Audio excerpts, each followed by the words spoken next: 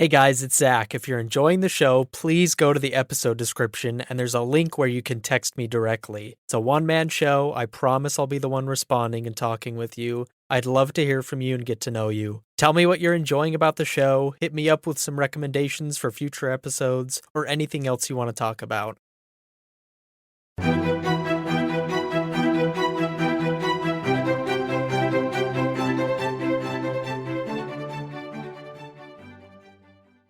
Inside a small timber church at the edge of a tidal river, roughly 30 men have taken their seats in the choir. A minister opens with prayer. The governor sits in his own chair, his counselors beside him.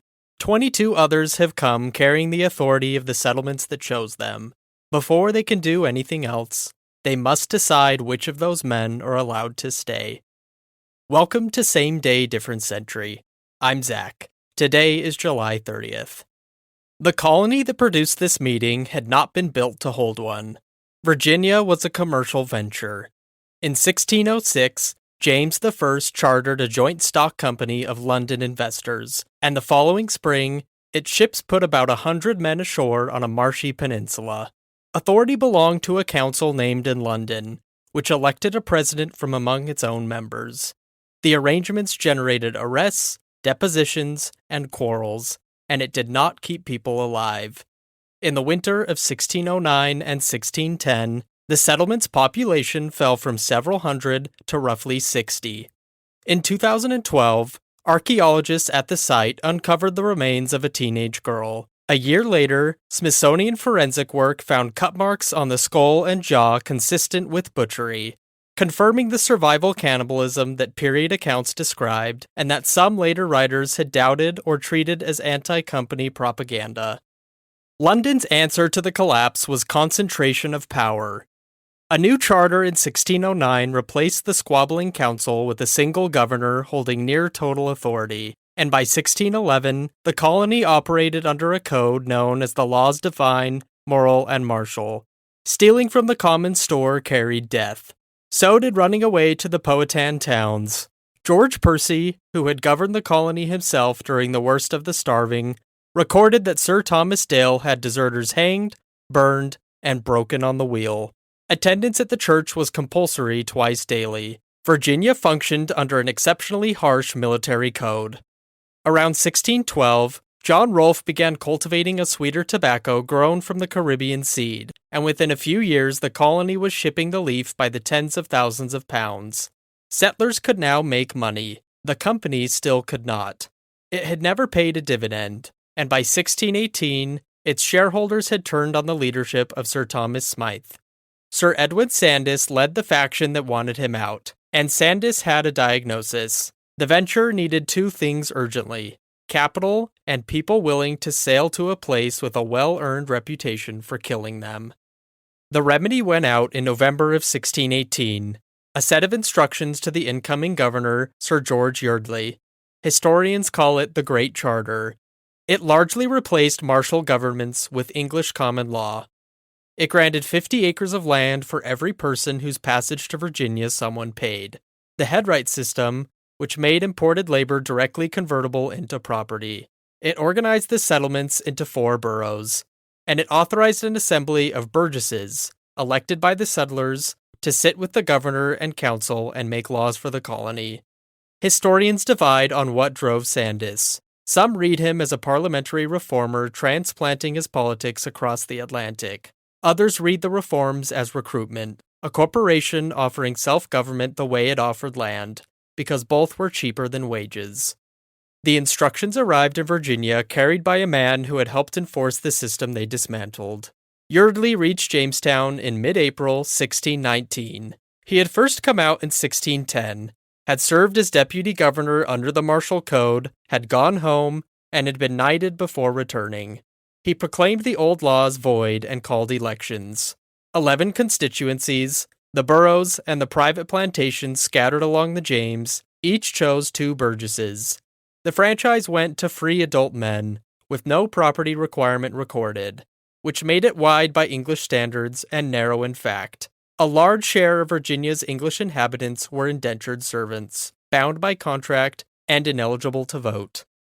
They convened on the 30th of July in the church at James City, a timber-framed building perhaps 2 years old. The Reverend Richard Buck opened with prayer. Each Burgess then swore the oath of supremacy, acknowledging the king as supreme governor of the church, which by design kept Catholics out. John Poree, the colony's secretary, took the speaker's chair. He had sat in the English House of Commons and knew the procedure. The first man challenged was Captain Ward, who had planted with no patent at all. He promised to get one and was seated. Then the governor raised the delegation from the Martin's Brandon plantation. Captain John Martin held a patent from the company containing a clause that exempted his plantation from obedience to the colony's laws. The assembly refused to seat his 2 burgesses. A body that admitted representatives of a place legally immune to its statutes would be letting men vote on rules they were not bound by. Martin declined to surrender the clause. His burgesses were excluded, and the assembly wrote to London asking the company to strike the exemption. On its first working day, the new legislature had defined the limits of its own membership. The laws that followed were less about liberty than about order and cash. Fines for absence from church on Sundays. Penalties for idleness, for gambling with dice and cards, for drunkenness, and for excess in dress. Provision for ministers' salaries. A requirement that householders plant mulberry trees and grapevines, because the company wanted silk and wine and feared a colony dependent on one crop. And a fixed price for tobacco, 3 shillings a pound for the best leaf, half of that for the second grade. On relations with the Powhatan, the assembly legislated in 2 directions at once. Trade with the Powhatan was open to every free man. Servants were barred on pain of whipping. But selling firearms or powder to Indians was made a capital offense, punishable by death. At the same time, the Burgesses endorsed a scheme for every settlement to take in Powhatan children, to be raised in Christianity and schooled for the college the company meant to build for them. It was framed as education. It required removing children from their families, and it never came to anything. The session's most revealing act was also its quietest. The company held the power to confirm or reject anything the assembly passed. The Burgesses accepted that, then asked for the reverse, that no order from London bind the colony until this assembly had consented to it. In its first week, before it had any standing at all, the body was describing the relationship as mutual. 2 years later, the company wrote that condition into its own ordinance, in nearly the assembly's own words. But the assembly did not get to finish. The heat, by every account a bad one that summer, grew worse. Sickness moved through the men in the church, and one of the Burgesses, Walter Shelley of Smith's Hundred, died before the session ended. On August 4th, after 6 days, the assembly adjourned with business incomplete. The only account of those 6 days is Poree's own report, preserved in English archives, and within weeks, an event arrived that would sit permanently alongside it. In late August, an English ship called the White Lion put in at Point Comfort, at the mouth of the James. John Rolfe wrote to Sandys that the ship's captain sold, in his words, 20 and odd Negroes, in exchange for provisions. Archival research in Spanish and Portuguese records has since traced them to the São João Bautista, a slave ship carrying captives taken in the wars around the kingdom of Ndongo, in what is now Angola, and bound for Veracruz, intercepted in the Gulf of Mexico.